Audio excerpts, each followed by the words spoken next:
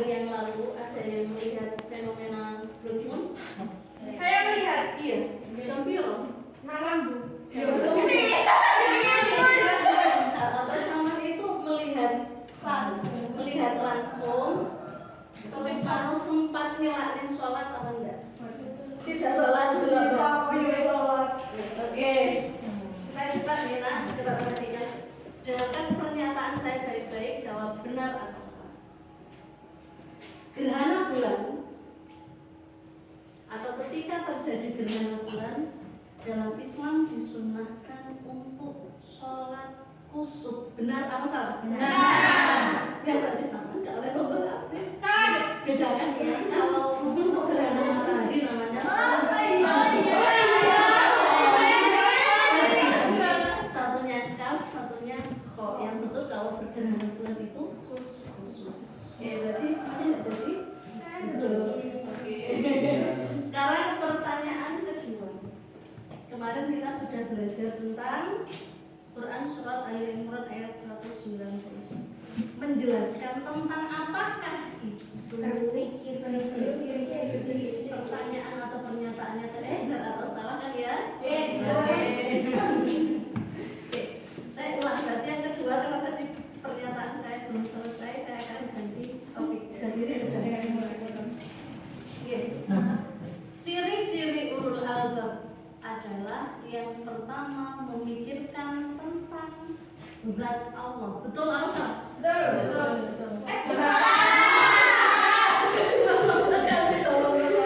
Ya harus dipikirkan siapa saya? Apa kemarin? Ciptaan Allah. Jakarta kita tidak akan pernah mampu memikirkan Allah. Jadi backup yang oke. Saya akan gini aja. Baru ya sebentar gitu ya coba. Sholat yang mengiring-iringi sholat fardu disebut sholat sunnah rawatib. Jika dikerjakan sebelum maka disebut sholat sunnah qobliyah. Betul apa salah?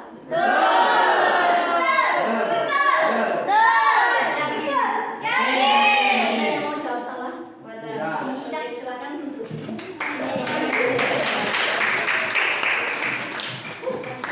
Sudah bisa fokus hari ini? Sudah bisa fokus meskipun jam terakhir? Insya Allah. Oke, coba yang hari ini tidak hadir. Tina. Oke, saya ke Aulia ada Afita, Erma Erni, Faiza. Tina sakit. Faiza nyawanya masuk ke atas Pak. Insani, Enji, Manda, Zika, Raffi. Saya mendengar suara Zika menjadi suaranya Raffi. Nadia. Oke, Niki, Ivan, Wahyu, Cahyani, Naila, terakhir Ella. Kasih uang ya. Alhamdulillah. Anak-anak yang berbahagia. Kemarin kita sudah belajar tentang Quran surat Al-Imran ayat 190 dan 191 tentang berzikir. Hari ini kita coba tadarus kembali ditambah dengan Quran surat Ar-Rahman ayat 330. Disepakati dulu kita melokok ayat 190 kita lokoknya Nurul Albab. Kemudian yang di 191 kita lokoknya Weta Perkara ya. Kemudian tidaknya dari Weta Perkara ya. Kemudian yang surat Al-Rahman disepakati kita lokoknya di mana? Mau butuh bisa ya? Insya Allah. Tapi usahakan kalau nggak kuat nanti ambil nafas sendiri. Coba bersama. Sudah ada yang berapa ini? Sudah ada kurang besar. Iya. Jadi coba di buku ini sudah ada.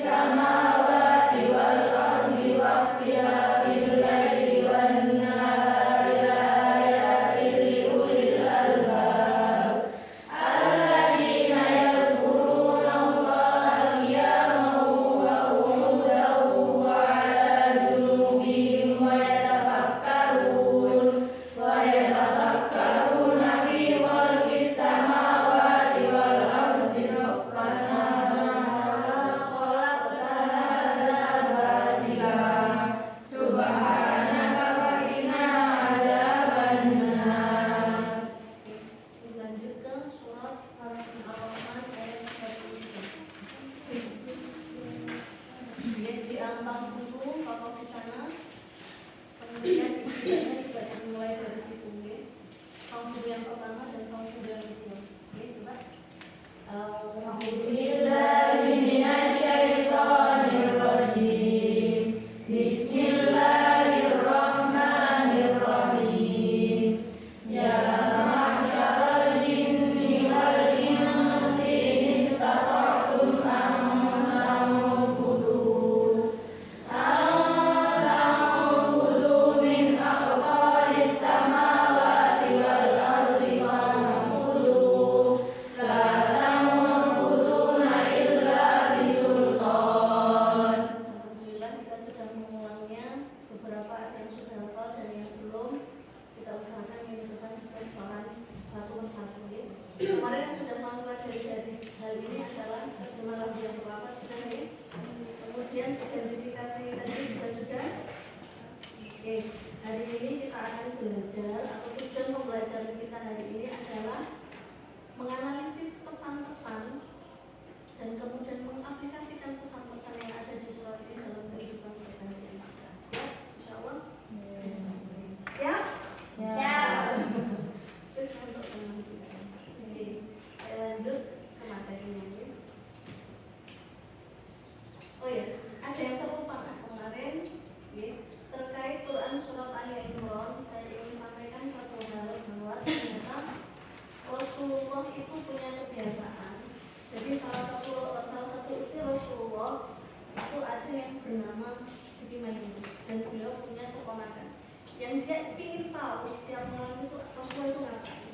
Akhirnya beliau bermalam di rumah beliau dan dia meriwayatkan bahwa ketika Rasulullah bangun tidur, kemudian beliau melafazkan Quran surat Al-Imran ayat 190 sampai ayat 200. Itu upayakan sama menghafal sebagai bagian dari kita menggunakan sunnah. Kalau tadi kita belajar 2 ayat saja, maka coba upayakan sama di setiap bangun tidur bacakan ayat 190 sampai ayat ke 200. Butuh iya. Caranya piye lek penyapane lak tulis dan sama nulis kesel. Mungkin sama bisa print taruh di sebelah tempat tidur sampean.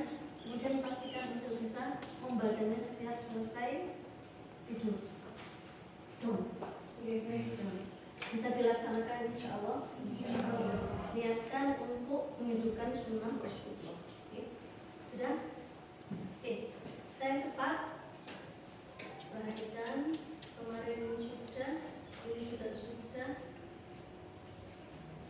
Oh ya, saya coba anak-anak. Beberapa hari yang lalu, tepatnya ada fenomena apa di Indonesia ini? Demo. Pengen demo. Ada sama teman demo boleh nggak sih? Boleh. Menyampaikan pendapat boleh? Boleh. Terus kan ada pengusahaan fasilitas umum juga kan? Boleh nggak? Boleh. Kenapa kira-kira mereka sampai melakukan itu? Cekel.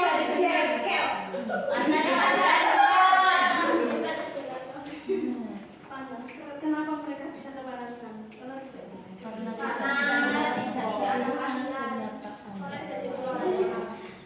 tidak didengar, karena tidak ada keadilan. Ada lagi? Karena apa? Kurang berpikir. Nah, itu yang akan kita bahas nih. Terus kira-kira masa sebanyak itu mereka dimobilisasi lewat apa? Sosmed. Kalau begitu sosmed itu punya sisi positif apa negatif? Dua-duanya tergantung bagaimana kita memanfaatkannya. Nah, perhatikan, silahkan dilihat. Kurang gede. Yang paling belakang bisa lihat? Bisa ya? Coba saya sebelum kita kesini, manusia yang menggunakan akal budinya untuk berpikir dalam Islam disebut manusia yang menggunakan akalnya untuk berpikir kritis disebut berpikir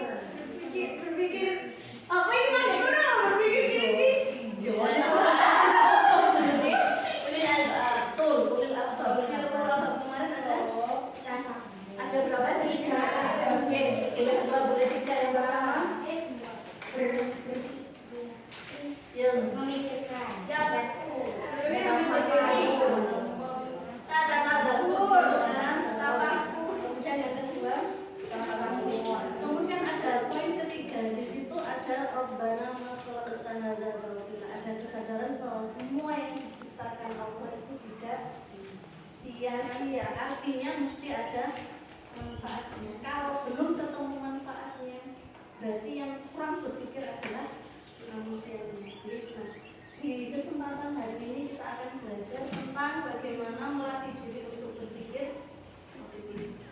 Siap? Oke. Yang pertama, menemukan masalah atau merumuskan pertanyaan. Nanti sama ada saya kasih beberapa soal untuk dikerjakan secara berkelompok, kemudian mengumpulkan informasi yang valid bisa dari teks buku, atau kemudian sampai bermusyawarah, berdiskusi dengan temannya.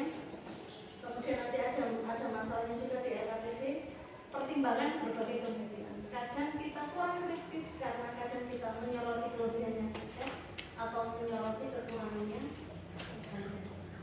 Dalam semua hal kadang kita fokus pada kekurangannya, kadang kita fokus pada kelebihannya. Pada Allah menciptakan berapa mata kita? 2. Berapa telinga kita? 2. Artinya kita butuh apa yang namanya? Tawazun, butuh menimbang segala hal yang kita lakukan. Maka terakhir menemukan solusi terbaik. Dong ya. Oke. Kemudian cara membiasakan. Kalau yang sudah terbiasa, cara meningkatkan berpikir kritis adalah 1. Kritis terhadap informasi yang diterima, informasi apapun. Dikenalnya dhisik, itu yang menjadi poin kedua. Memastikan kebenaran informasi yang didapatkan. Sudah diterima ini ya? Oke. Kemudian berikan tanggapan. Tanggapan itu bisa berupa pertanyaan sampean untuk mengklarifikasi. Ini tenang kan? Ini benar kan? Ini sumbernya valid kan? Kemudian di antara lagi memperbanyak membaca buku, dan buku ini tidak harus buku yang tercetak ya. Sekarang buku digital juga banyak. Terus video itu makanya apa itu objek dari itu oleh Allah tidak dijelaskan karena ayat-ayat itu ada yang kauniyah seperti alam semesta dan kemudian ada yang tertulis seperti Al-Quran dan seterusnya. Terakhir dia mengikuti apa ini kegiatan ilmiah dan diskusi. Ada yang ditanyakan? Cukup. Nah sekarang kita ke latihan. Saya akan bagikan tugas per kelompok. Anggota kelompoknya dihitung berdasarkan tempat duduk. Kesulitannya yang kan sama yang depan itu sama. Iya. Berhitung. Oke. Ada 4 kelompok. Nanti kita akan mengamati fenomena yang terjadi. Yang kita kaitkan dengan konsep piye carane menyikapinya dengan berpikir ya.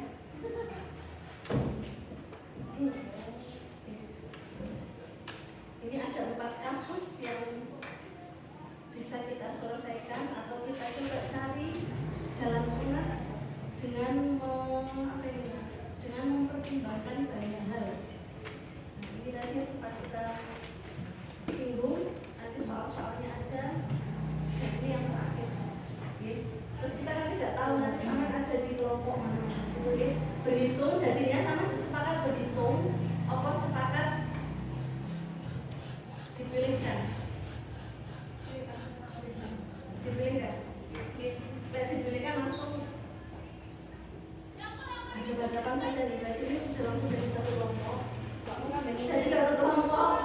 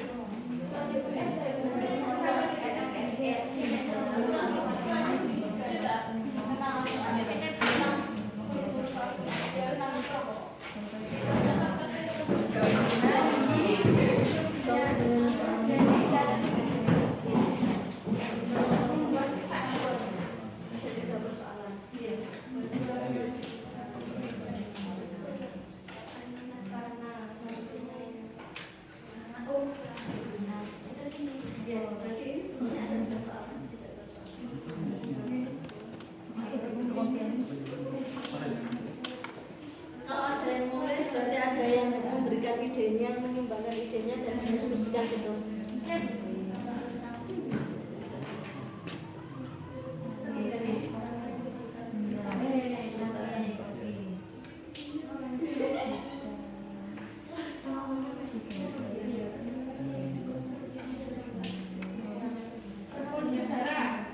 Ada ketemu.